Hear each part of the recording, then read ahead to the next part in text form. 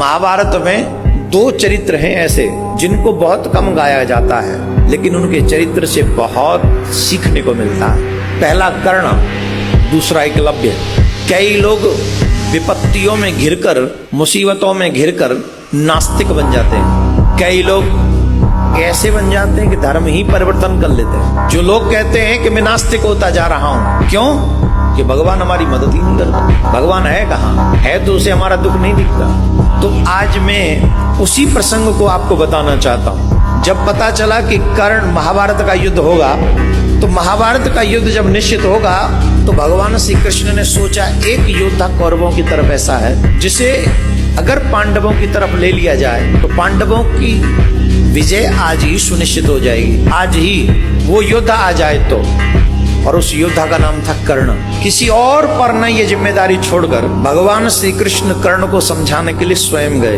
भगवान ये भी नहीं चाहते थे कि छोटे भाई के द्वारा, क्योंकि भगवान तो जानते ही थे किसका पुत्र है, इसलिए भगवान ये नहीं चाहते थे कि छोटे भाई के हाथ से ऐसा योद्धा मारा जाए। उससे बचने के लिए भी भगवान श्री कृष्ण कर्ण के पास में गए और कर्ण से कहा, कर्ण बहुत आदर करता था भगवान का, बहुत आदर करता था श्री कृष्ण का। तो कर्ण ने भगवान श्याम सुंदर को देखा, प्रणाम किया, आदर किया और कहा, हे माधव, बताओ मैं आपकी क्या सेवा कर सकता हूँ। भगवान श्याम सुंदर ने कहा, कर्ण, ये बात सुनिश्चित हो चुकी है कि युद्ध होगा, और मैं ये नहीं चाहता हूं कि तुम युद्ध अधर्म की पक्ष की ओर से करो। ये जगत जानता है कि दुर्योधन अधर्म के साथ युद्ध कर रहा है और पांडव धर्म के साथ युद्ध कर रहे हैं। पांडवों के साथ धर्म है, कौरवों के साथ अधर्म है। तुम जैसे महान योद्धा को अधर्म का साथ नहीं देना चाहिए। तुम जैसे योद्धा को, महारथी को धर्म का साथ देना चाहिए। कर्ण ने कहा, माधव, आप मेरे यहाँ पधारे, आपका स्वागत है, परंतु एक बात बताइए,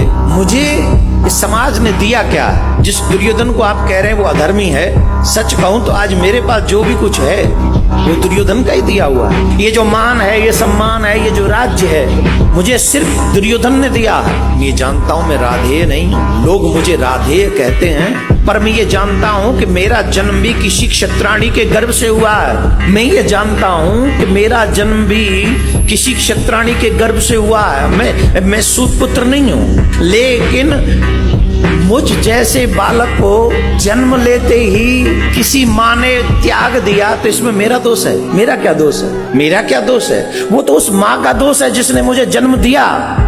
मुझे जन्म ही क्यों दिया, और जन्म दिया तो मुझे त्याग क्यों दिया? इसमें मेरा क्या दोष है? मेरा कोई दोष नहीं, फिर भी उस दोष को मैं ढो रहा हूं। मुझे सूत पुत्र कहा जाता है, इसमें मेरा कोई कसूर नहीं। मैं द्रोणाचार्य के पास में गया, मैंने कहा मैं आपसे शिक्षा, धनुष विद्या सीखना चाहता हूं। तो उन्होंने कहा, तुम सूत पुत्र हो, मैं तुम्हें शिक्षा नहीं दे सकता, क्योंकि मैंने सिर्फ क्षत्रियों को धनुष विद्या सिखाने का वचन लिया है। मैं जानता था उनका पुत्र तो ब्राह्मण पुत्र हुआ, फिर भी वो अपने पुत्र को धनुष विद्या दे रहे थे, पर मुझ पात्र को भी कुपात्र बना दिया। मुझे धनुष विद्या नहीं सिखाई।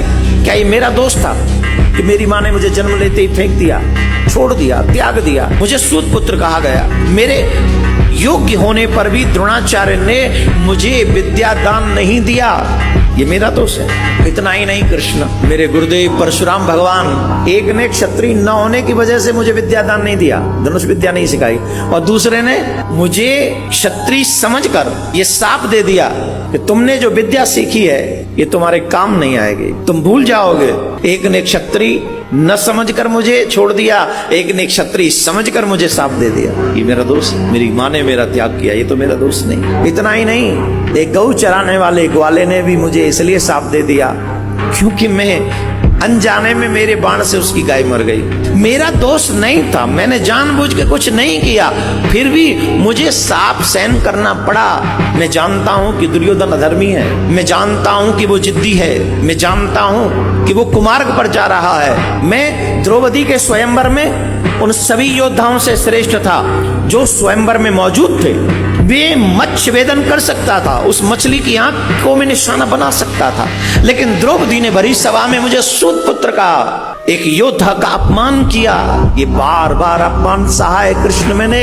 आज जो भी मेरे पास है ना, वो दुर्योधन का दिया हुआ है, और मेरा धर्म कहता है जिसने तुम्हारा मान रखा है उसको विपत्ति काल में अकेला छोड़कर कभी नहीं जाना चाहिए। मैं अपने दुर्योधन के साथ खड़ा हूं माधव, वो मेरा मित्र है, मेरे पास जो कुछ है वो उसी का दिया हुआ है।